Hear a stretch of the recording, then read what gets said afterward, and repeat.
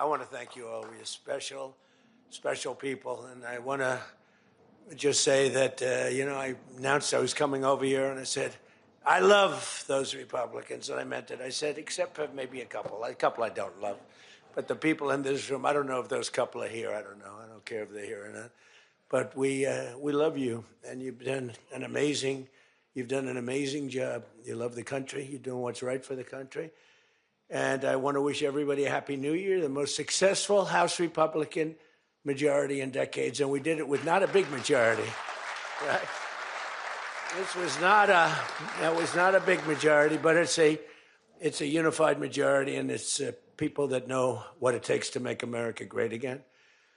So together we had 12 months of unprecedented success in 2025, and now we're going to make history and break records with the epic midterm victory that we're going to pull off. It just doesn't seem to happen for people that win the presidency. It's an amazing phenomenon. You win the presidency, and we sure as hell are having a successful presidency. I will say that. But even if it's a successful presidency, it's been nothing like what we're doing. We had a very good day 2 days ago, too. But even if it's successful, they don't win. I don't know what it is. There's something psychological, like you vote against. You can win by a lot. We won every swing state. We won the popular vote by millions. We won everything. But they say that when you win the presidency, you lose the midterm. So you're all brilliant people. Most of you are in this business longer than me. That makes me smarter than you. Because look where I am, right? No, it doesn't. But I wish you could explain to me what the hell's going on with the mind of the public, because we have the right policy. They don't. They have a horrible policy. They do stick together. They're violent. They're vicious. They're vicious people. And they stick together like glue. They don't have a couple of the people that we have. A couple of people, not too many, really very few. And that's why I want to just say that before we go any further, I want to express our tremendous sorrow at the loss of a great member, a great, great, great member, Congressman Doug LaMalfa, who passed away yesterday, as you probably have heard. And he was the leader of the Western Caucus, a fierce champion on California water issues. He was great on water. He wanted, release the water, he'd scream at him. And a true defender of American children. He was a defender of everybody. And our hearts go out to his wife, Jill, and his entire family. He voted with me 100% of the time. And by the way, he wasn't a 3 o'clock in the morning person. Do you know what I mean by that? Where the speaker goes, sir, could you call up? Could you call? I said, what time is it, speaker? Sir, it's 3 in the morning. Could you make a couple of calls? How many? 9. So I'd start calling 3 in the morning. I said, I shouldn't use any names. I'm just going to create problems. But hi, Jim, and I'm not talking about Jim Jordan. I never had a call 3 in the morning for him. But I said, hi, Jim, how you doing? I just called to say hello, 3 in the morning. Okay, sir. Sir, you haven't spoken to me in 3 years, and it's now 3 in the morning, so I know what you want. You want my vote? And usually almost always they'd give it. But they wanted to be called. And with Doug, I never had to call. He was with us right from the beginning. I love those guys. I must say I probably love them the best, the guys that I don't have to call. They know we're doing the right thing. I have a couple that are going to be with us all the way, but they just want the call. They want love. They need love. They're more insecure than most of you. It's true. No, most of you are secure people. They're all laughing. No, most of you are secure people. I had a couple say, look, I could have Trump call me all the time. I just have to break his ass a little bit. And he'll be calling. But I appreciate those. We actually had a little party. We opened up a beautiful section of the White House in the Rose Garden, and we had a party for all of those people that I never speak to and vote for me. And, I spoke to Doug, but I didn't speak to him never had a problem. And I was really saddened by his passing and was thinking about not even doing the speech in his honor. But then I decided that I have to do it in his honor. I'll do it in his honor because he would have wanted it that way. He would have wanted it that way. He would have said, do that speech. Are you kidding me? Do the speech, big guy.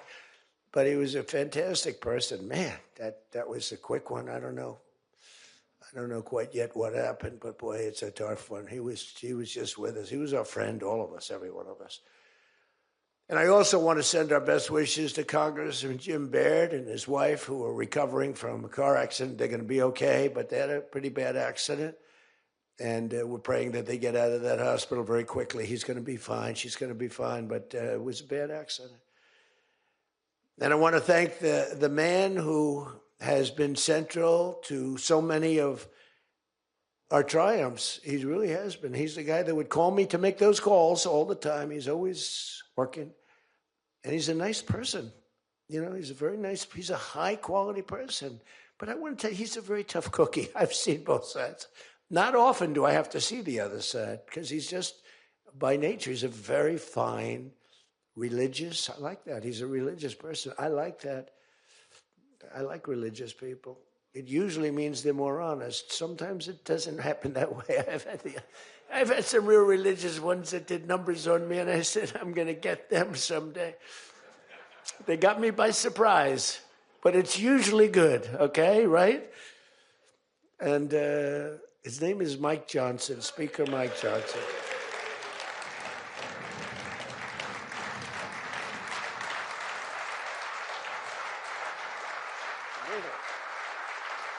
He has my complete and total endorsement.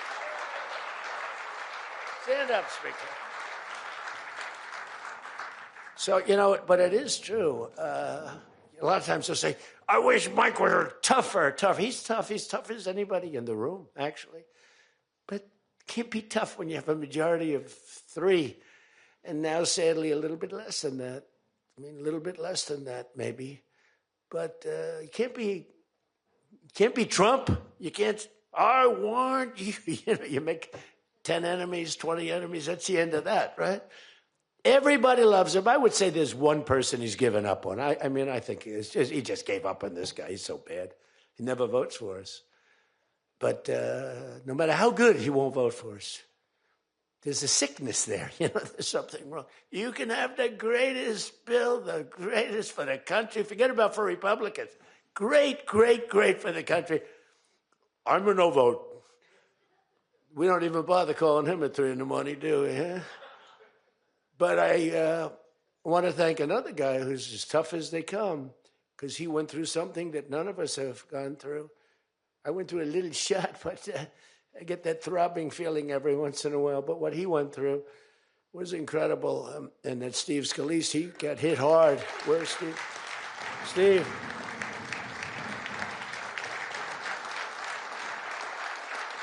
He's a tough cookie. He was dead. I went to the hospital. His wife was crying so much. He was a mess. Oh, yeah, she loves you. That's the only thing I learned about Steve, that he has a wife who loves him. Because I've gone to hospitals where guys are in bad shape, and the wife couldn't care less. She's waiting. She's looking for the next guy. Who's the next guy down the pike? Who the hell is the next guy? He's died. I said, it's so bad. Oh, yeah. I had one where the dog died and the husband died at the same time. I said, it's so sad. Yes, I love this dog so much. She couldn't give it, and the guy left her a fortune. Can you imagine? I shouldn't have left her anything, but she was much more concerned. It's true. Oh, the dog was devastated. The husband, he was like an afterthought. Your wife loves you, Steve. She's a great wife. Another one who has a great wife, Jackie, is Tom Emmer, right? Look at you. You have a great wife, but you haven't been tested like these guys. You haven't. We don't want to test her, right? She's incredible. She's a strong, beautiful, great person. She's a great person. She actually liked me at the beginning when we were having little fights. We weren't even having fights. We just didn't know each other. We didn't know each other. And I heard he said something negative about me. He was sort of right about the subject, but you're not supposed to say ever, even though you're right. But Jackie was saying, I'm telling you, he's a great guy. He's good. He's going to be a great president, blah, blah, blah. She was fighting for me. And now I love this guy. He's great. She was right about both of us, I think, right? But Tom has been incredible. He's incredible at what he does. He's a great team player. Your conference chair, Lisa McLean, is so strong and powerful and beautiful. Thank you, Lisa. Thank you. Thank you. And I think their broadcast, we said we don't care if the press comes or not. So when I say that, that means that they're broadcasting all this, and I'm letting my feelings out because it's true. I feel that way about so many people in the room. I could say it about many of the people in the room. Some I don't know as well, but many of the people in the room. They're incredible people. You're incredible what you're doing. We also have another one, Richard Hudson, Chairman, NRCC. Richard's always in there. Always with a smile. No matter what's happening, Richard. He always has a smile. He's just a positive guy, smart and positive. Thank you, Richard. Really appreciate it. You do a great job. Republican Policy Committee Chairman, Kevin Hern. Kevin, where are you, Kevin? Thank you, Kevin. Thank you. Did a great job. Every one of you got to be proud of yourselves. And basically the entire House Republican Conference. It's been really amazing what you've done. And we're going to give you some ammunition today. I said, I'd love to make a speech. The Speaker asked me, would you make a speech? I said, sure. You think Biden would do that? Would you make a speech? What? First of all, people wouldn't ask him to make a speech because it never worked out well, right? Could never find the exits. You finish, look, stare here, stare there, stare here. You could jump off the front if you had to. No matter what he did, he got himself into trouble. So basically, they didn't ask him to, but if he did, it wouldn't be good. But it's good with me because, we have so much ammunition. We have ammunition. The problem is the fake news. That's why I like being on. I'd much rather do live television than do non-live because, when they say, as an example in my speech, peacefully and patriotically to the Capitol, peacefully and patriotically. Do you know that the Unselect Committee didn't report it, that I said those words? Do you know that the news never reported the words walk or march peacefully and patriotically to the Capitol? Do you know they never reported it? It's a scandal. The Unselect Committee never reported that. They never reported that Nancy Pelosi was offered 10,000 soldiers, National Guard soldiers, whatever you want. No, I don't want them. And the mayor. The mayors were in writing. She was more honorable about it. But Nancy got caught when her daughter did a documentary. She's a documentariess. And she has her mother saying, it's my fault. I should have taken the soldiers or something. I saw that in the documentary. I said, whoa, this was a major story. Has she spoken to her daughter since that, But they just, they are vicious people, even on the attack. And it was an amazing military feat that took place yesterday. Think of it. An amazing military. The people are saying, well, thank you.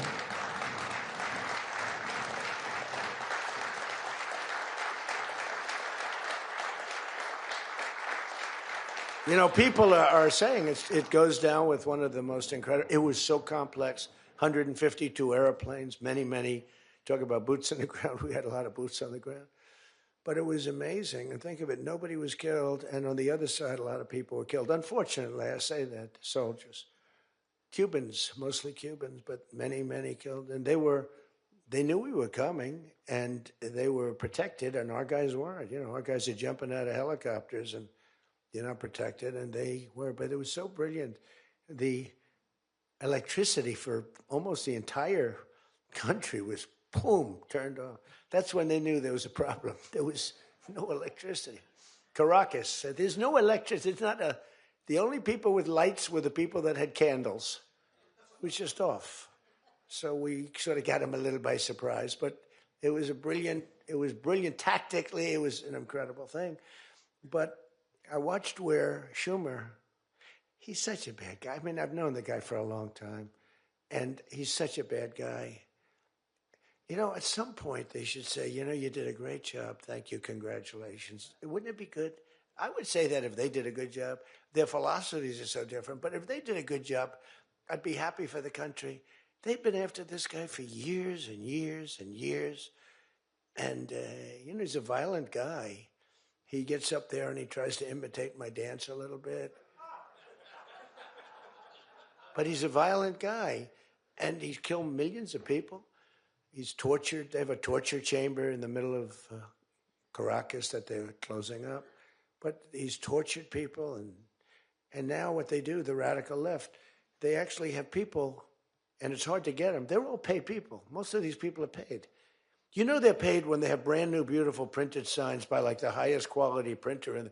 And you have a woman, free Maduro. And the sign is before we even did the attack. You know, free Maduro. Why do you want him freed? I don't know, but he should be free. Oh, she reads the sign. What does that say? It says free. Well, that's what I believe. And, you know, you see the sign. It's like, Lisa, we should all have quality signage like that. The one thing I want their sign maker. The guy is great. He does beautiful signage. You know, the old days was better when they used to write out their own sign, wasn't it? They'd make a sign in the basement. They'd have an old broken board holding up a sign, and it's made with a magic marker, sloppy as hell, and it meant something. But today, when you have that yellow and black, they should use different colors a little bit. But the yellow is a beautiful shade of yellow. No, I want to find out who that is. I want him to work for the Republican campaign. He's much better than our guy, whoever the guy is. But the United States proved once again that we have the most powerful, most lethal, most sophisticated, and most fearsome. It's a fearsome military on planet Earth, and it's not even close. You know, I've been saying it for a long time. Nobody can take us. Nobody. We don't want to have it. We don't have a discussion, but you read all and you see everything else. Nobody could have done that. Nobody has our weapons. Nobody has the quality of our weapons. The problem is we don't produce them fast enough. We're going to start producing them much faster. We're going to be very tough on the companies. We have the best weapons in the world, but it takes too long to get them, including allies. When allies want to buy them, they have to wait 4 years for a plane, 5 years for a helicopter. We're not letting that happen anymore. We're telling our defense contractors, you're going to start building faster. You know, guy makes... I have a big problem with it. I'm the king. I have sold more Boeings than any human being on earth. They gave me an award, Salesman of the Year. I said, what about Salesman of the in the history of Boeing? I've sold more Boeing planes than any man in history by far, probably over 1,000. Over 1,000 planes. I said, that's the good news. But why should they wait 3-4 years to get a plane? They should build them, get them immediately. The F-35s, it takes too long to get them. The Apache helicopter. I mean, I had India coming to me, sir, I've been waiting 5 years. We're changing it. We're changing it. India ordered 68 Apaches, and Prime Minister Modi came to see me. Sir, may I see you, please? Yes. I have a very good relationship with him. He's not that happy with me because, you know, they're paying a lot of tariffs now because they're not doing the oil, but they are. They've now reduced it very substantially, as you know, from Russia. We're getting rich because of tariffs, by the way. I hope everyone understands that. They hate to report. We're going to have over $650 billion poured into our country or coming in shortly because of tariffs. You know, they're finding all of these pockets of money. A couple of weeks ago, sir, we're off by $39 billion. Oh, is that good or bad? Meaning, do we have it or are we short of it? Sir, it's $39 billion that we can't account for. That means we have an extra 39. Yes, sir. I said, well, what are you saying? We just don't know where it came from. I said, check the tariff shelf. Sir, that tariff doesn't start until September. He said, no. It started about a month and a half ago. Check it. Comes back 25 minutes later. Sir, you were right. It came from tariffs. This never happened to us before, where we find plus 39 billion, not million, plus 39 billion. They were missing. We've taken in $650 billion or shortcoming, and that's because I'm being nice. If I want to be, and we have national security because of tariffs. And frankly, we have a big Supreme Court case. I hope they do what's good for our country. I hope they do the right thing. The president has to be able to wheel and deal with tariffs. Now, if you have the right president, it's good. You have the wrong president, if you have the wrong president, nothing's good. Tariffs are the least of your problems. We found that out for 4 years. We had the worst president, did the worst job. They had the worst policy. We have to even run against these people. Now, I won't say cancel the election. They should cancel the election because the fake news will say, he wants the elections canceled. He's a dictator. They always call me a dictator. Nobody's worse than Obama and the people that surrounded Biden. Not Biden. I don't think it was Biden. He didn't know what the hell was going on, okay? The election was rigged. He had no idea what happened. He still doesn't. The auto pen. And by the way, you ought to make a big deal out of the auto pen. The auto pen was your president because most of the things were signed by auto pen. And you're not allowed to do that. I signed very little. Now I just sign everything because it's just so crazy. But, like I had the other day, we elevated a general to 4 stars. I think you should sign that. That's a big deal. A general did a great job, was elevated to 4 stars. And I had the gentleman, and I signed it in front of him, held it up. You got to sign that. You can't give it to an auto pen. And you can always tell an auto pen. One thing, it has 2 little tiny dots. You know that? 2 little dots. You know what that's from? 2 pins. They go bing, bing. They're wonderful things. But you got to sign it. And the law is you have to sign it. If somebody's, telling the auto pen person, he has to be authorized by the president of the United States. Well, he wasn't. The guy barely knew the president. How many times did you speak to the president, right? He said 2. And they just spoke about the weather. It was like this. But he was never authorized to sign. And I think 95% of the things were signed by auto pen. You can tell because the auto pen is a nice, clean signature, and his signature is a mess. The only thing he signed was, which is nice, was Hunter's pardon. That's the only thing that we can find that he signed. Most of it he didn't sign. So somebody's sending papers to sign, and he wasn't the president. First of all, the election was rigged. You ought to have voter ID. You ought to insist on it. You ought to insist on it. Can you imagine? In California, they not only don't have voter ID, but if an official at the voting booths, which they don't have, by the way, because it's all mail, if an official, a voting official, even asks somebody for voter ID, sir, would like to see your identification. Do you come from our country? They put him in jail for tampering with the election. Okay? We got to straighten this out before it gets too crazy. California is more corrupt than any place. California is more corrupt than Minnesota. And I won Minnesota. Well, Tom's going, I think so. Well, it's close. It can't be proportionately, probably nothing's more corrupt, right? We got to win something. Yeah, right. He says you got to win. I'll tell you what, I did great there 3 times. I was surprised 3 times. Those elections are corrupt. They got you 1 time, too. But I heard a long time ago, but they got you. But they got to straighten those out. But we have to have voter ID. And, when you confront a Democrat about voter ID, like in a debate or something, I said it a couple of times with Biden, and they're very embarrassed when they say, we want voter ID, voter identification. The only reason somebody doesn't want that is because they want to cheat. Our elections are crooked as hell. And you can not only win elections over that, and not only win future elections, but you'll win every debate because the public is really angry about it. And you ought to pass the SAFE Act, or whatever you're going to call it. Are we going to SAVE Act or the Save America Act? I think we're going to change the name a little bit. You're going to put that up for a vote? I think everybody in this room certainly should do it. And it's a bad vote for them because they're voting against things like voter ID and other things that are almost equal to voter ID. But when somebody says, no, we don't want voter ID, that means they're crooked. And the public understands it. You win elections with that.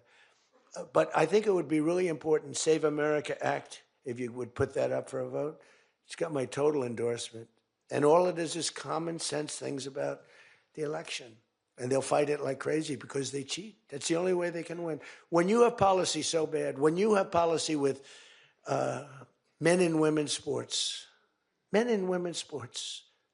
And they fight like hell for it. They still are. I saw the other day a person that you know very well, a congressman, was fighting like hell. And, you know, I was out the other day with somebody, and I was with an ex-football player. The guy was massive. His leg was like this. And a young woman who plays flag football. And she's very good, supposedly, as an athlete. She's smaller than this guy's leg. Okay? And if they were playing football together, he wouldn't even have to run. He could just keep walking. They couldn't take him down. Yes, he can't even believe it. But there are so many. They had a race, a long-distance race. They had champion men, women, you know, one of those marathon deals. The man finished 5 hours and 14 minutes and 36 seconds sooner. He beat the champion woman by 5 hours. It's so demeaning to women. It's so ridiculous, right? It's so ridiculous. The weightlifting, take a look at the weightlifting records. One record stood for 18 years, and it was broken by 112 pounds. They couldn't get 1/8 of an ounce, you know? They'd put an 1/8 of an ounce on. Then she's going to break the record for her mom, who's sitting in the front with her father. I'm going to break it. And she's out there. We're adding 1/8 of an ounce to each side. This record has stood, ladies and gentlemen, for 18 years. But she's going to do it. She's looking to get into the Olympics, right? And she gets up, and they put a little tiny thing like this, little thing. And my wife, by the way, my wife hates when I do this. She said, you know, she's a very classy person, right? She said, it's so unpresidential. I said, but I did become president. You know, she hates when I dance. I said, everybody wants me to dance. Darling, it's not presidential. She actually said, could you imagine FDR dancing? She said that to me. And I said, there's a long history that perhaps she doesn't know. Because he was an elegant fellow. Even as a Democrat, right? He was the attack by Japan, you know, he was quite elegant. But he wouldn't be doing this. But nor would too many others. But she says, darling, please, the weightlifting is terrible. And I have to say this, the dancing they really like. She said, they don't like it, they're just being nice to you. I said, that's not right. The place goes crazy. They're screaming, dance, please. But the weightlifting, but no, the girl gets up. And you see, I want to be more, but I have somebody watching. I want to be more effusive. I want to really, yeah. But she gets it, and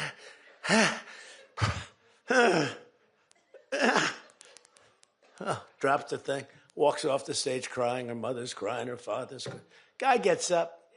He said, have you lifted before? A little bit. And he walks up, bing. He could have gone ding, ding, ding, ding. I think it was 112 pounds, right? It's crazy. Or the beautiful boxer, they have boxing now, and that they have a young gentleman who transitioned, who's a very good boxer, but he wanted to be a woman, which is, you know, to each his own. Because I want to be very liberal when it comes to these subjects. I'm trying to get that vote. It's not an easy vote to get. It's very tough for me to get it. But he transitioned, and he transitioned. And the girl was a champion boxer from Italy, remember? She got up, first round. He hit her, boom, with a left. A left, for those, everybody here knows about. But a left, Lisa knows better than anybody. But a left is defense. He goes, boom. She's like, oh my. She walked to the corner, remember? She didn't go down, but she did everything else. But she said, I've never been hit like that before. I don't want to go out again. You can do it. You can do it.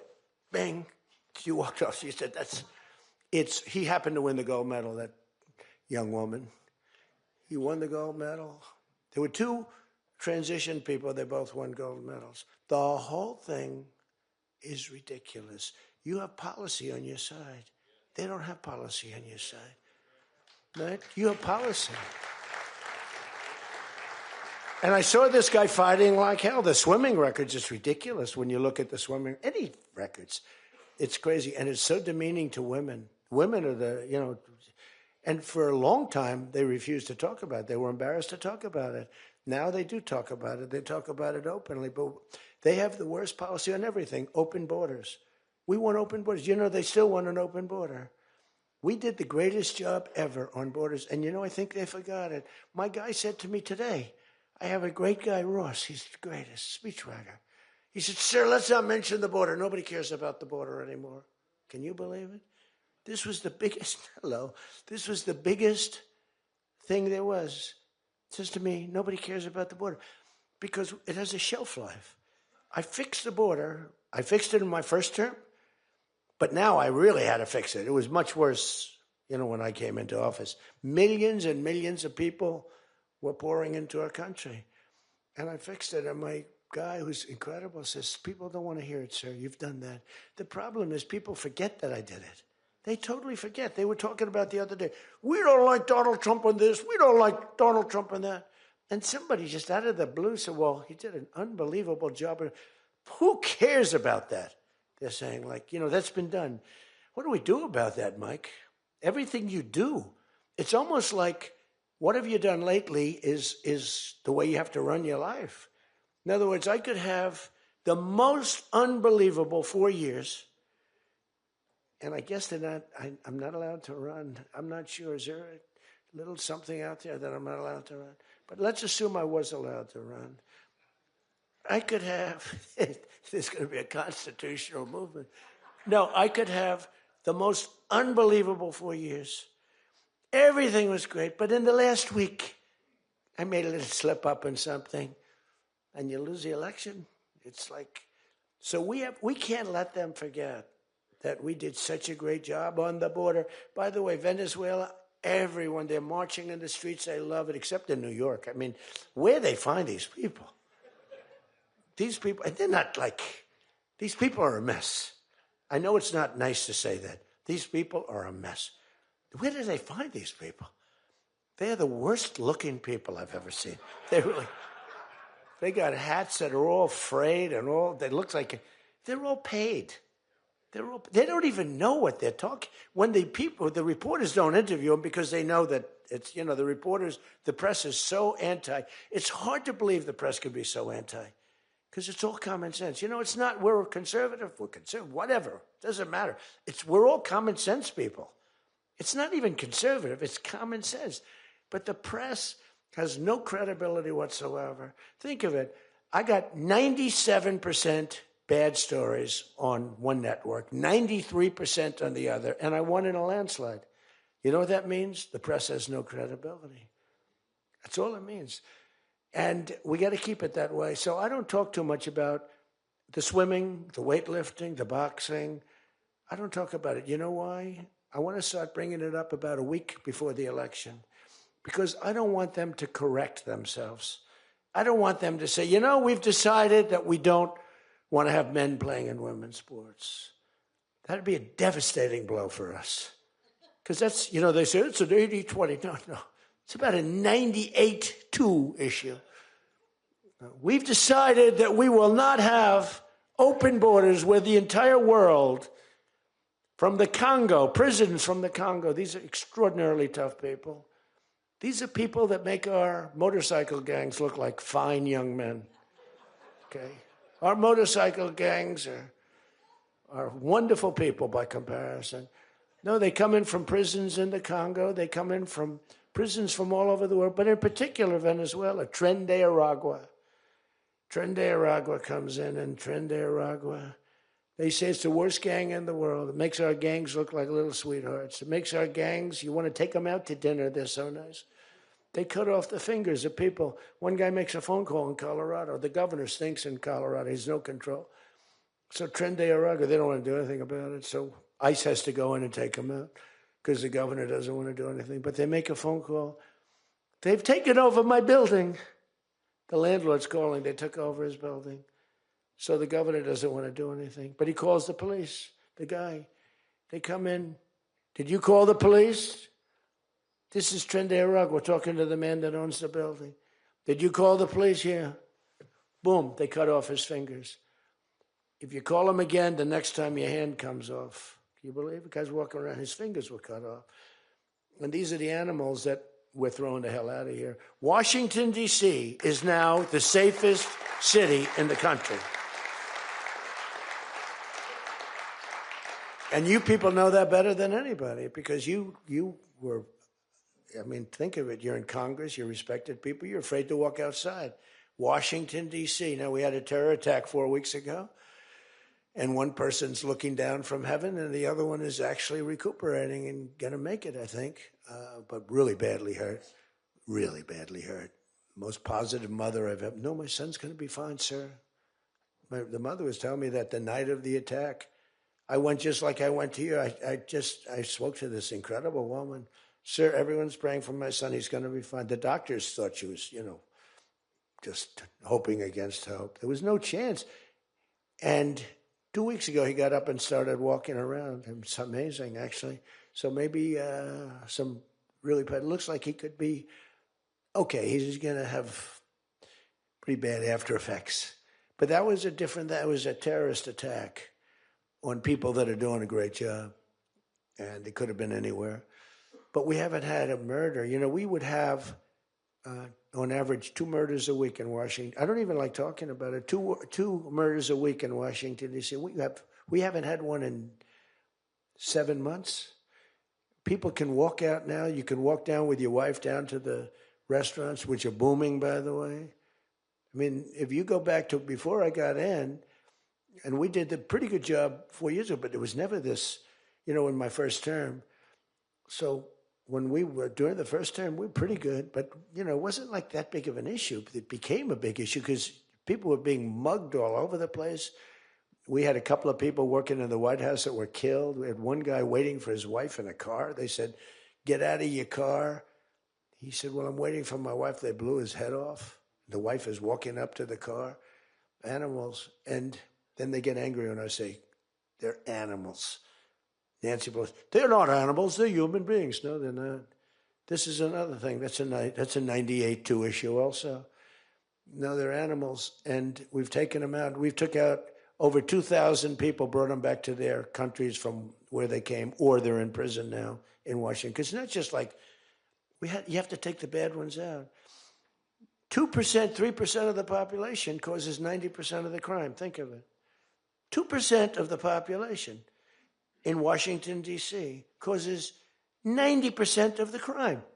So when you get rid of the 2%, we took out over 2,000 people, got them out of the country or in prison.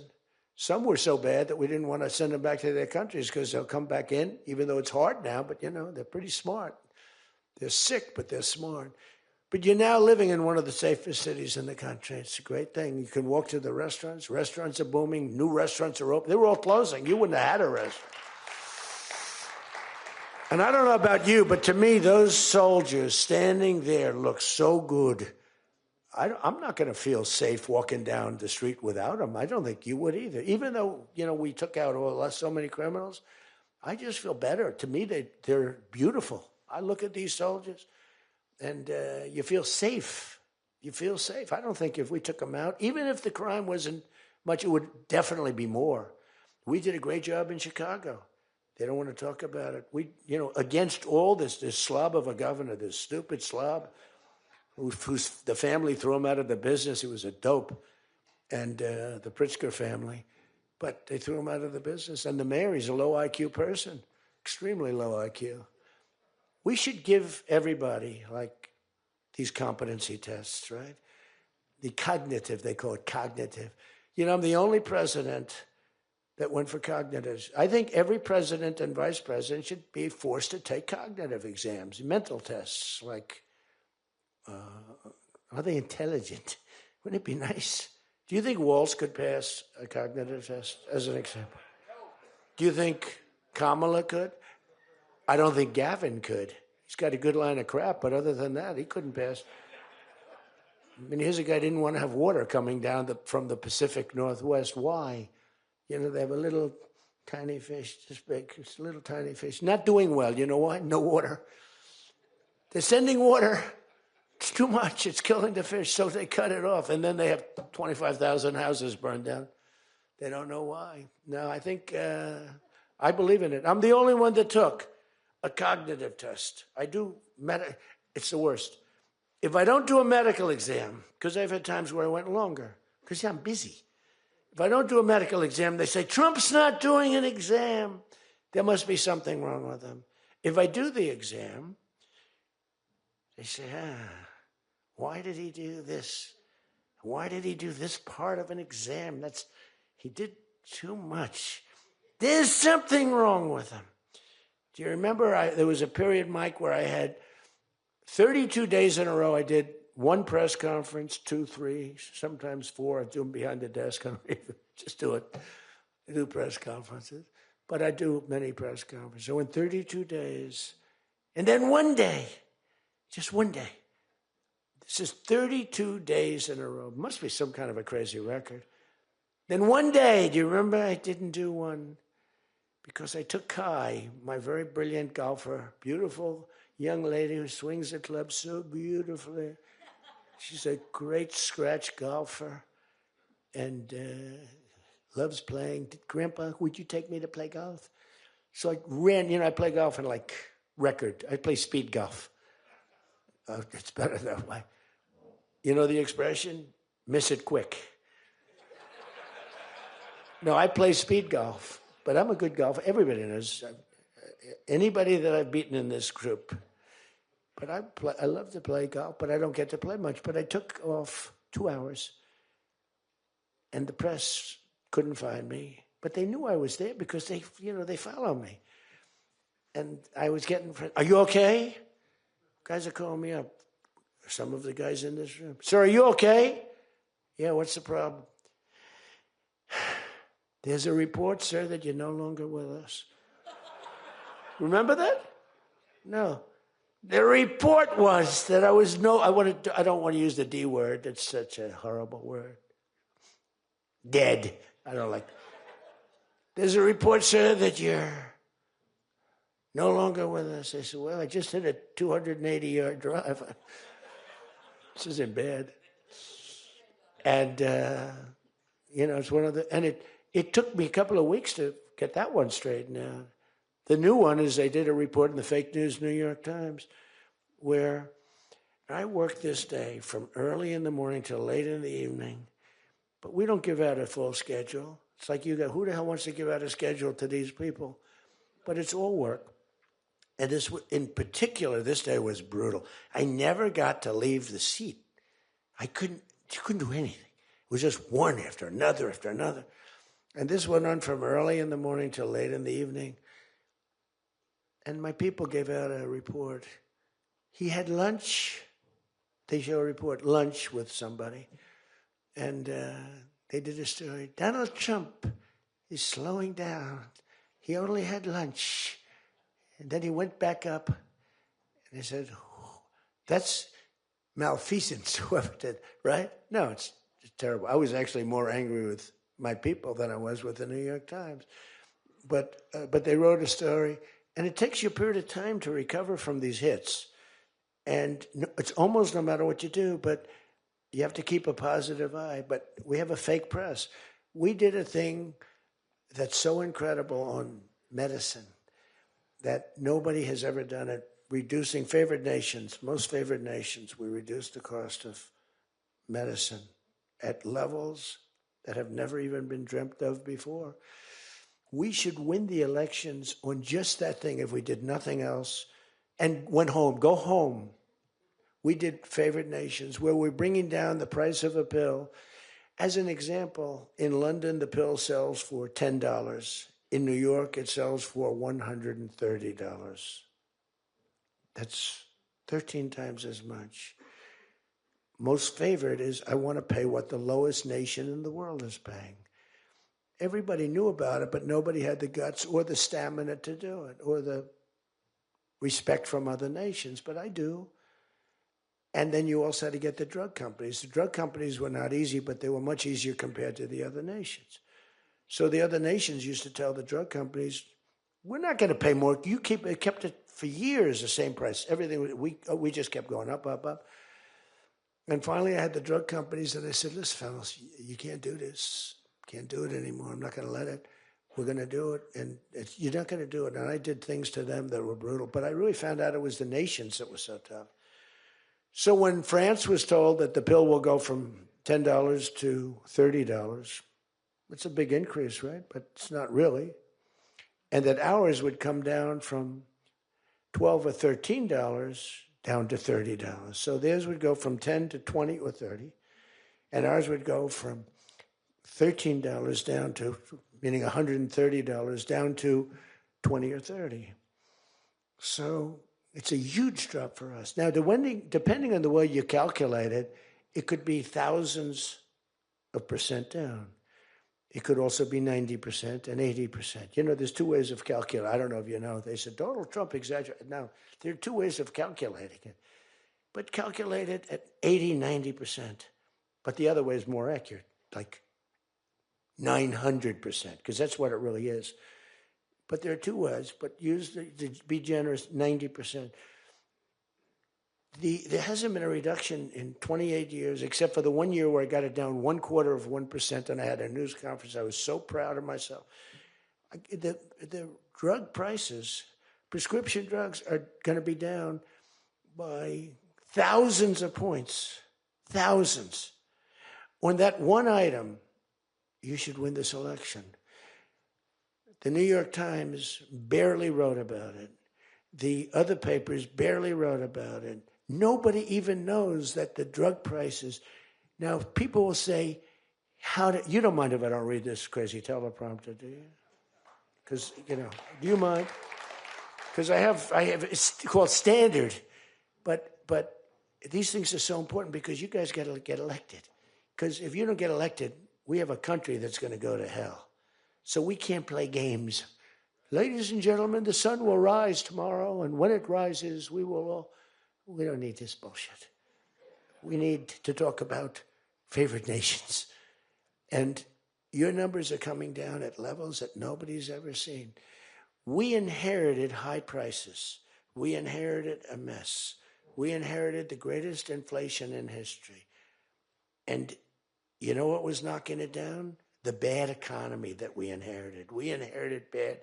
We now have the hottest economy in the history of our country. We have $18 trillion being invested in the United States. You have, every one of you have car plants, AI plants, plants of all different types. Because of tariffs. I hope we get the good ruling from the Supreme Court. I only hope we do, because it's given us tremendous national security. So let me just finish up, because I weave. I love to weave. If you ever weave and don't come back to the point, then that's a problem.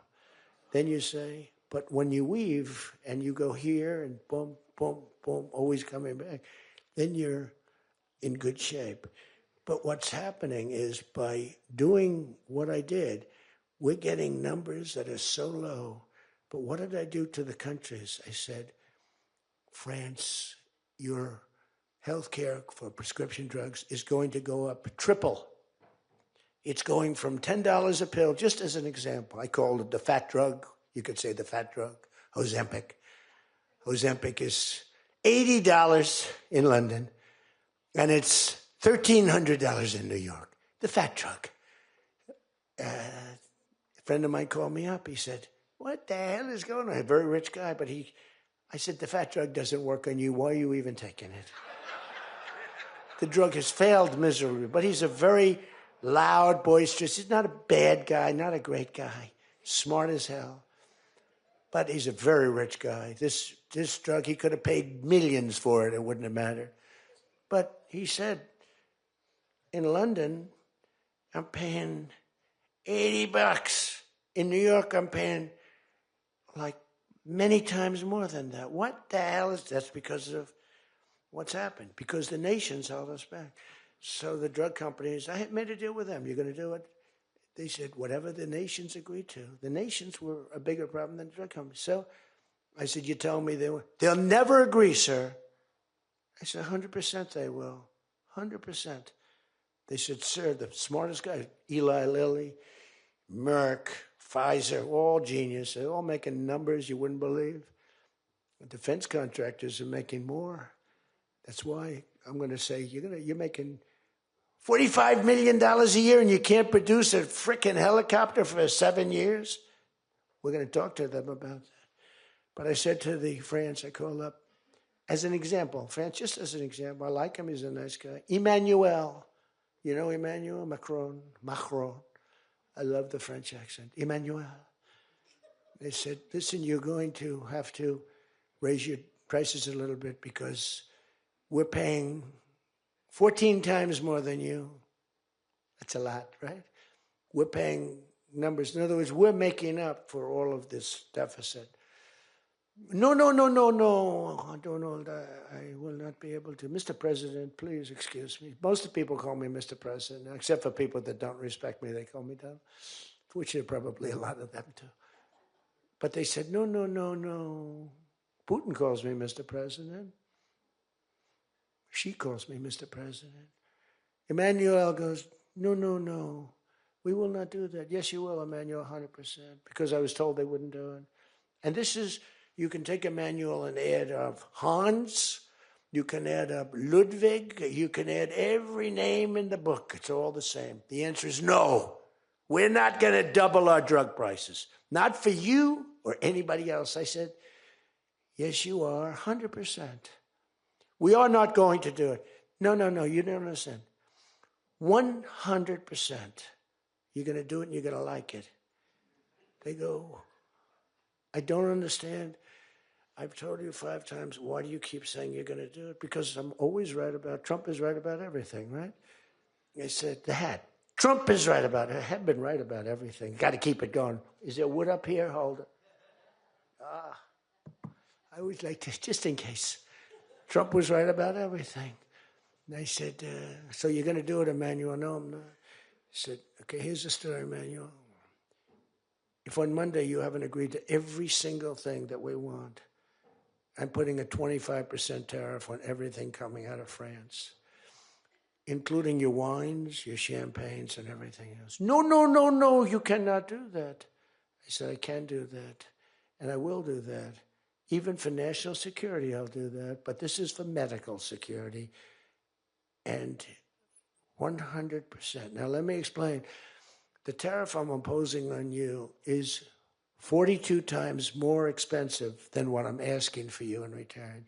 So you can either have a 25% tariff added on to you, like I did with China on fentanyl. I put a 20% penalty tax on China, and it's drying up because the tax is far more than they make with fentanyl. But with the other nations, I said, you're going to do it. And you know what he said? You can't do that to me. I said, yes, I can. Don't worry about it. It's not going to be that bad. You just have to explain it to your people, your 39 million people, that, by the way, don't vote by mail. They vote on paper ballots. They tried voting by mail, and there was fraud all over the country. We're the only country that votes by mail, essentially. You know that, right? You know, Speaker, that's another thing. We're the only country that's stupid enough to vote by mail. Even Jimmy Carter's commission said, don't do it.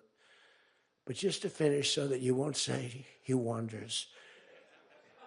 Emmanuel said to me, Donald, you have a deal. I would love to increase my prescription drug prices by 200% or whatever.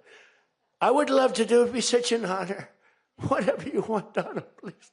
Don't tell the population. Please, Donald, I beg you. Every country said the same thing. No, we will not do this. Some were strong, some were very nice, some were rude. But they all said one thing, no, we won't. And within, I'd say on average, 3.2 minutes, they were all saying, we would be honored to quadruple our drug prices. So we would be honored to quadruple our prices if that's what you like. We want to make you happy. Okay. Therefore, I will not charge you a tariff, and you're going to increase your drug prices by 3 times what they were paying 2 days ago, right? And we have now favored nation. You think Biden could do that? I don't think so. Think Biden ever thought of it? Now, everybody's wanted favored nations, but everybody knew it was impossible to get the countries to agree to it because they wouldn't have done. And they've been doing this for 40 years or whatever it is. We were subsidizing the entire world. That's just one of the many things we're giving. But you should take that thing. That's going to save. Now, that also, when you add that to healthcare, your drug prices are much lower than what you projected. So we're going to reduce healthcare by a lot. One other thing. On healthcare, it's never been our issue. It should be our issue. We had a very nasty vote from a couple of people. I guess Collins, I guess Lisa Murkowski, and I guess a man named John McCain. Remember? Thumbs down. You remember. He said, I'm all for 10 years he campaigned. I don't want to be nasty, but for 10 years he campaigned on Obamacare. We're going to destroy Obamacare. We're not going to do it. And then we're going to terminate it. And then it was a little surprising. We could have had health care, good health care. Obamacare is bad, and the people understand it's bad, and the premiums are horrible. But one thing I've learned a lot about health care. I found health care sort of like not of tremendous interest, but it was very important. And I've made it of tremendous interest. So I made a statement a couple of months ago because I saw the numbers. I said, boy, because, I like to see what's going on. That's one of the reasons. By the way, we set an all-time record again today. We have the highest stock market in the history of our country by far, every single month. That's another thing you should camp. They like to demean that. The Democrats, well, that doesn't mean anything. That's just, no. That means jobs, and it means 401ks, because a lot of people have 401ks. And they have, best lawyer in the room, the best, have 401ks, and they have 401ks like, I had a young policeman. I told this story twice, but it was the same thing. This was a recent case. I had a case years ago because I had a great economy. We had the greatest economy in history during my first term. My first term was a tremendous success. But again, nobody wants to talk about that. We rebuilt our military. We did things that nobody could have done. We did a great job. This term is blowing it away. It's blowing every term. There's never been a president that had a year like this, especially a starting year. And we should win based on that too, all things. But the 401k, so there's a policeman, and he comes up, and he was guarding me along with lots of other people. Sir, I want to thank you. What? My wife thinks I am the worst investor in the world. And for the last year, she thinks now I'm Warren Buffett. She said, you're smarter than Warren Buffett. You're a better investor than Mr. Warren Buffett, sir. I said, how's your 401k? It's doubled. It's going up. It's going up. I said, just relax. But 401ks are through the roof. Those are us. Those are the people. We have the highest stock market in history. 47 days out of 11 months. We have just a piece of the last month left for the first year. 47 days out of 11 months, we hit a new record. Well, we hit one last night. We hit another one today, I understand. But we hit one last night, a new record, brand new record. All exchanges, not just, Dow. Dow was up, but all of them. We have another record, that's the 47th time in 11 months that we've hit an all-time high. And the future, because we have more money coming into our country than any country has ever had by far. The record was about $3 trillion many years ago by China. We've got $18 trillion pouring into our country. You know why? Because of tariffs. Because if they build a factory, they don't have to pay any tariff. But if they make it in another country and they send it in, they have a very big tariff to pay. So they can't pay that tariff. So what they do is they come in and they're building. By the way, this is what China did to us for many years. It's just reversing it. Other than we have a great product. We were losing our product now. Tell you what, if I had lost this election, if you had Kamala, it's the same thing, Joe and Kamala, I call them equals. If you had Kamala come in, I believe that our country would have been Venezuela on steroids. I used to say that during the campaign. If I don't win, we're going to have Venezuela. So we have 18 trillion coming in. I think we could hit 20 trillion by the time the year is up, right? It's less than 1 year, 18 trillion. The record is $3 trillion. $3 trillion is a lot of money. 18 trillion is not even thinkable. That's all investment. That's building factories. That's building plants. You know how many car factories we have? Half of you guys are having car factories. Where you are, Louisiana is doing great. Georgia, right next to you, is doing great. Hello. Nice guy. All nice people. Actually, in this room, I can't see it. Is there anybody I'm supposed to dislike in this room? I think that a couple of people maybe didn't show up. There's only one that I really dislike. I mean, the same person that Mike gave up on, because there's something wrong with him. He's a sick person. But there's only one, really. The others, you just have to understand them. You know, they have some problems too, but you just have to sort of go with them and understand them, feel sorry for them. Advise their family, are they okay? Because what we're doing is right. But $18 trillion, car plants being built. I was in Japan. Somebody admonished me, he shouldn't be traveling. I don't like to travel. But when I travel, I make a lot of money for the country, not for me. For me, I don't care. I have a much higher purpose. I have plenty of money. I don't need money. I don't want money. I want to make money for the country. And like I did with Intel. Intel came in, they had a problem. I said, I can solve the problem, but I think you should give the United States 10% of your company. He goes, whoa. I said, yeah, I think I can help you with the problem, but you got to give the United States, not me. Sometimes I'll say, give me, but when I say me, I'm talking about, I'd love to accept it, but I don't think that law enforcement would like that, right? I'm very cognizant of law enforcement, perhaps more than anybody in history. Actually, a friend of mine who's really smart said, you know, you've got to be the most honest guy in history because you have been examined, your books, your records. I have a big business. Every record, I had these Democrats hired the biggest accounting firms, the biggest law firms, the biggest.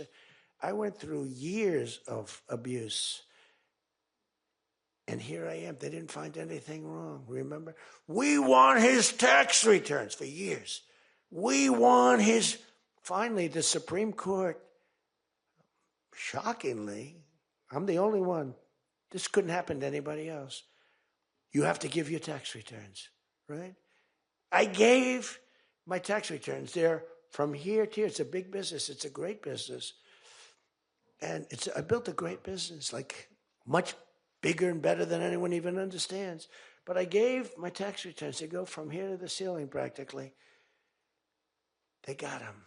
Headline, Trump to give tax returns. Supreme Court ruled I had to give my tax return. Can you believe it? Everyone said, you're not supposed to do that. And by fighting, they think you're trying to hide something. You know, naturally. I gave my tax returns. That's the last we ever heard. They hired the biggest accounting firm in the world, most powerful lawyers in the world. They spent millions and millions of dollars going over those returns.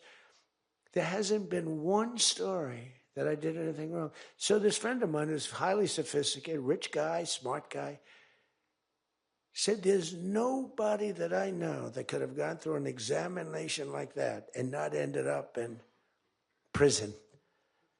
Nobody ever had to suffer like I did. Nobody ever did that to anybody else.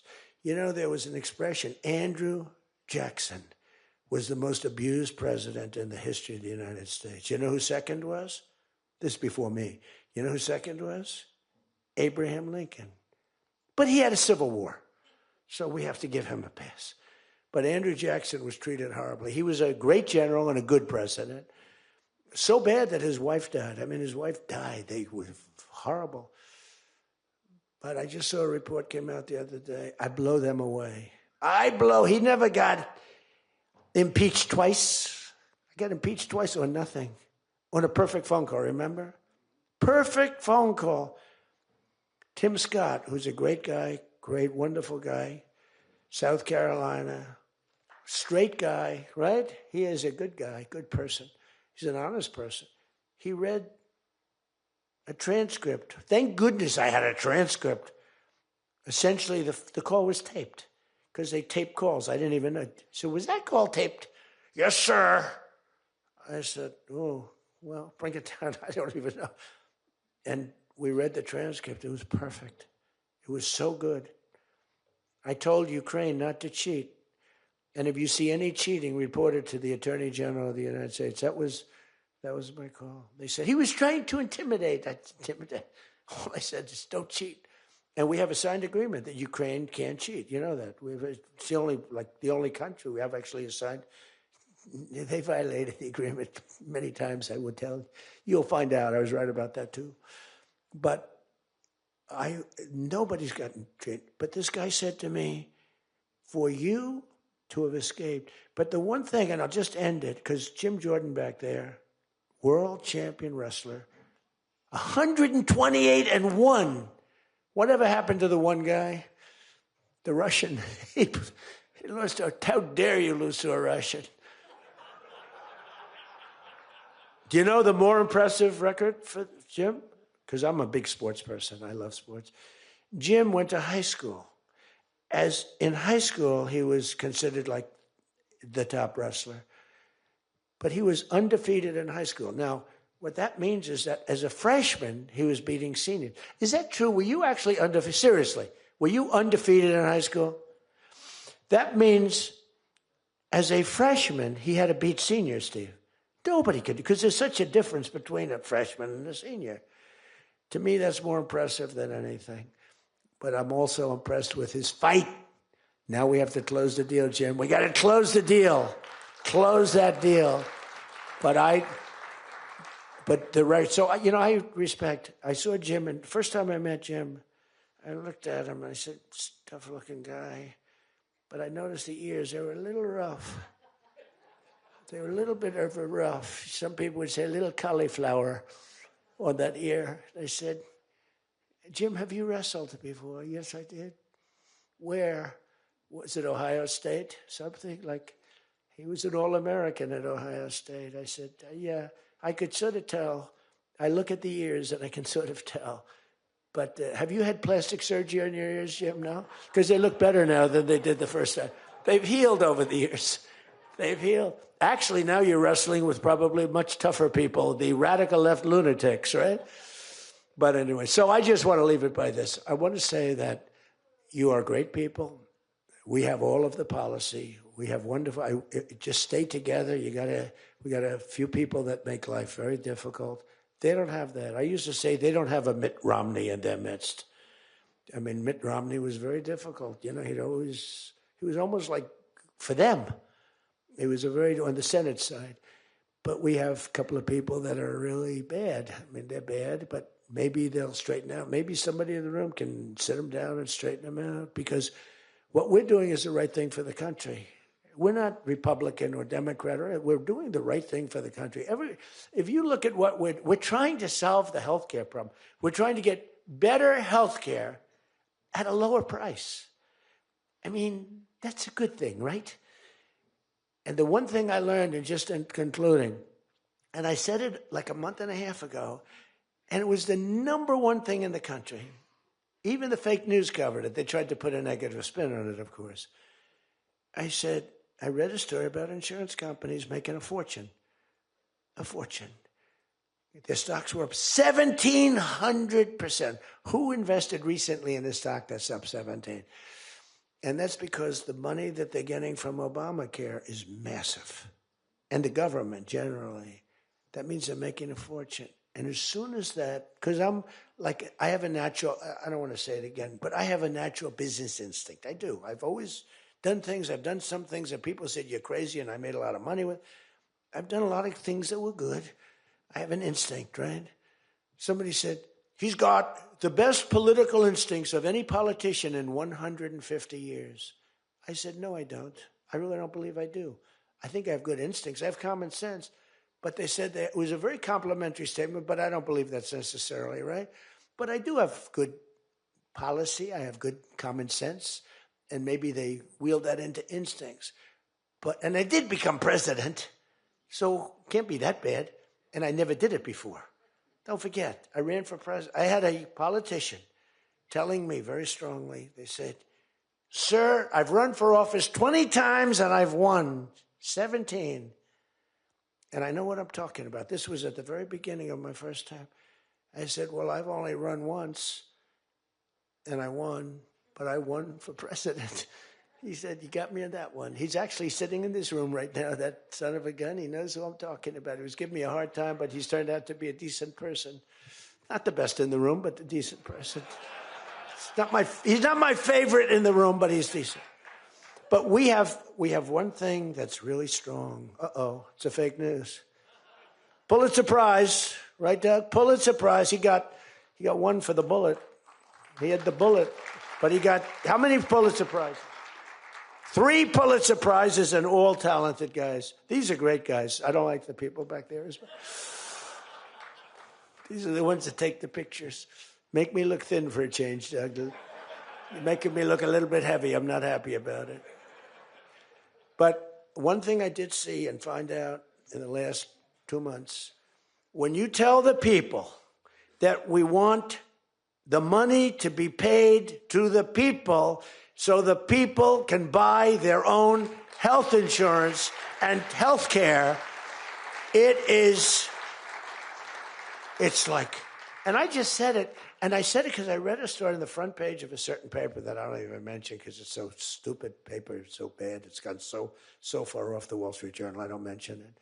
I refuse to tell you that it's the Wall Street Journal. They've lost their way. This is not the Wall Street Journal of old. But I read a story on the Wall Street Journal, and it said that the insurance companies are making so much money. They weren't demeaning them or anything, and I guess as an investor, you're happy. When I read that, I said, wait a minute, they're making that kind of money, and they're making it because of stupid politicians, I hate to say, that we allow them to make it.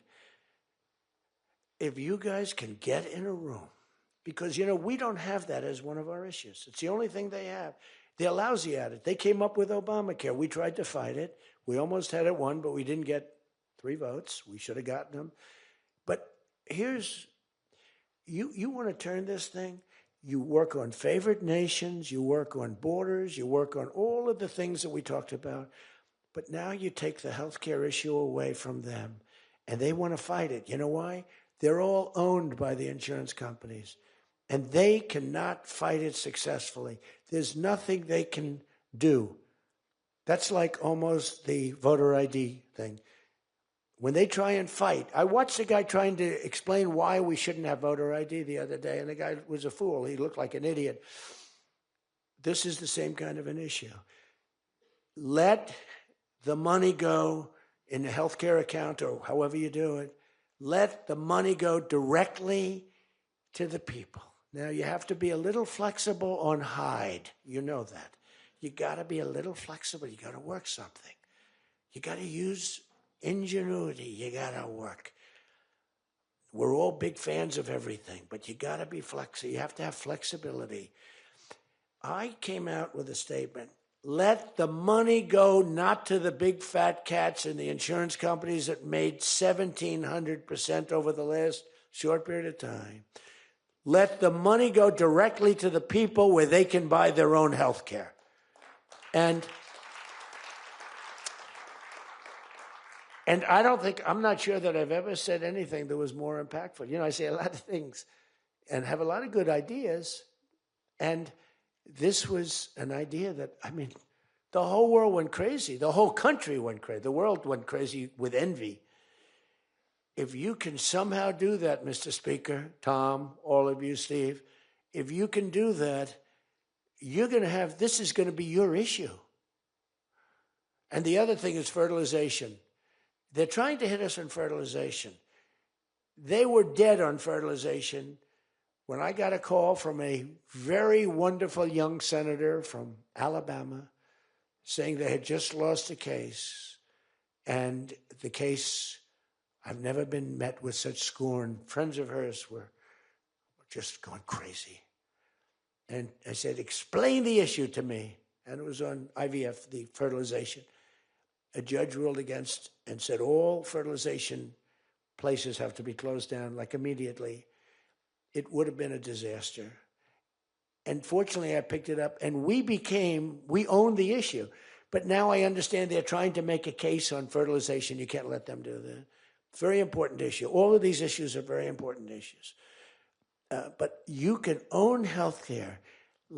Figure it out. Let the money go directly to the people. It goes in a healthcare account. There are numerous things you can do, but you have to let no money for the insurance companies. I'm going to meet with the insurance companies. I said, I'm going to meet with them because I met with the prescription drug companies, and that's when I found out what was going on with the fact that we were paying 10 and 13 and 14 times more money than Europe and other places. I learned that at the meeting. Now I'm going to meet with them in a few days. I'm meeting with them all, 14 companies. I'm meeting with them all. I'm also meeting with oil companies. Let's go. You know what that's about. We've got a lot of oil to drill, which is going to bring down oil prices even further. But if you can come up with health care, remember this, where the money goes to the people, you have just owned, they can't fight it. They're owned by the insurance companies. You guys don't get money from the insurance companies. They do. They get a massive amount of money. It's their biggest donor. They're going to try and fight you, but they can't win the fight. If you explain it, the money goes directly to the people. That's going to be your issue. The other thing is energy. Your energy prices have come so far down since I'm president, and nobody wants to. I saw on television, energy prices are down 3%. No, they're not down 3%. They were $3.50 and $4. It's now $1.99 a gallon in many stations, and it's going down further. And that's like a massive tax cut. And that's the other thing, tax cuts. No tax on tips, no tax on Social Security, no tax on overtime. Now think of this, no tax on tips, no tax for seniors on Social Security, no tax on overtime. You're allowed to deduct if you buy a car and you take out a loan on the car. For the first time ever, middle-income people, all people can deduct, but they never got a deduction before like this. It's only for rich people. They got them. They have so many deductions. You're allowed to deduct the interest against your taxes. Nobody thought it was possible. It's going to be phenomenal for the car companies, but it's even more phenomenal for the people. It's like getting it's like paying half for the car. All of these things, you have so much ammunition. All you have to do is sell it. Taxes. But the one thing they know about the taxes, I call it the great big beautiful bill. I think it's even better. But the great big beautiful bill is just that. There are so many goodies in the bill, you have to get the word out. Because the people in the back of the room won't do it. That's why I love live television. Because they can't, sometimes they'll turn the camera off. But they're embarrassed when they do that. If we're going too strong and doing too well, if the lights go off, you know you're doing well. If the lights are on, you got yourself a problem, okay? I see that little red light. That light goes on. If that light, that's bad, isn't it? If that light goes off, you know that you're doing a good job because you're fighting the Democrats and you're fighting the fake news. And it's amazing that they can be so stupid. And they don't have credibility anymore, and you can beat them. I mean, it's the old thing that, never fight the news, but you have no choice because it's almost like they become radicalized. But you are fighting the news, but you can beat them. That's why I'm standing here. I mean, I had Kamala. I was beating Joe by 30 points, and then they changed him. That's like a fighter in the ring. He's losing, and they said, let's put somebody else in to take his place. Very unfair. They changed in the middle of the election. They said, he's going to lose, so let's give somebody else. And fortunately, she was just as bad as him. Probably slightly. I don't know. Would you say as bad or worse? Close. Pretty close. But it took 6 weeks. It was a honeymoon period. 6 weeks. It took 6 weeks to find out that she didn't have what it takes. But you got to win the midterms. Because if we don't win the midterms, it's just going to be, they'll find a reason to impeach me. I'll get impeached. We don't impeach them. You know why? Because they're meaner than we are. We should have impeached Joe Biden for 100 different things. They are mean and smart. But fortunately for you, they have horrible policy. They can be smart as can be. But when they want open borders, when they want, as I said, men and women's sports, when they want transgender for everyone, bring your kids in, we're going to change the sex of your child. Just send them our way. In some cases, like in Minnesota, they don't even tell the parents. Is that right? And nobody believes it when I say it. I think we have 6 states. Nobody, am I correct? Okay, Tom Emmer said yes, so. But it's true. Where the kid comes back, they keep the kid. They operate on the kid. They don't tell the parents. It's not believable. We have great, solid common sense policy. They have horrendous policy. What they do is they stick together. They never have a no vote. They impeached me. I never knew I was going to be impeached. I get a phone call. You just got impeached. I said, what does that mean? It took them 10 minutes. They impeached the president of the United States, who did a damn good job. I rebuilt our military, Space Force. I got everything. I did a lot. They impeached me for nothing, twice for nothing. Fortunately, you were on our side, and we were unanimous. And the second time, the few people in this little group, like Rice and this, they're all gone. Every one of them is gone, except one that we're going to sort of let ride with. Some guy that has a state that you might as well just let him ride. But think of it, everyone's gone. Everyone's gone. It makes me feel so good. I don't want to feel vicious, but I'm so happy that everyone. And they're seriously gone, too. They lost in landslides. This guy named Rice, he lost by 48 points, right? Remember him? Oh, no, there he is. What a job you did, Mr. Fry. Congressman Fry. I looked around for somebody. It's true, this was a good choice. We've made some bad choices, too, because you have to do it. I said, who the hell can run against this guy, Rice? It was a Trump plus 40 district. They had riots around his house that night. You know, he voted, I vote to impeach. And that night they had riots. So they said, who the hell? Just give me somebody. A warm body. And then, no, it has to be a living, breathing person. And then if I could get a genius, it would be good. And we got a guy who is so good. He's been, I think, are you happy with him? I think so. Stand up, bro. He's great. I said, where does he come from? He's like a senator, state senator or something. I said, all right. I spoke to him one time. I said, you're accepted. But little did I realize how good he was. You did a great job. You've done a great job, and the people love him. So he has done a great job. I just want to say this. I haven't read one word on this thing. Who the hell else could do this? And I think I gave you something. It's just a roadmap, and it's a roadmap to victory. You have so many good nuggets. You have to use them. If you can sell them, we're going to win, because we've won 2 races in like 50 years. It's, for whatever reason, I don't know why, but just don't fight it. It doesn't make sense. There have been 2, and they were unusual circumstances. So whether it's a Republican or Democrat, whoever wins the presidency, the other party wins the midterm, and it doesn't make sense, because we've had the most successful year probably in the history. They say, and now you add what happened essentially yesterday, we've had the most successful first year of any president in history. And it should be a positive, and make it a positive. So with that, I leave you. I do. And I started by saying I love you all, and I'll end by saying I love you. You're amazing people. What you do for this country is incredible. And thank you all very much. Thank you.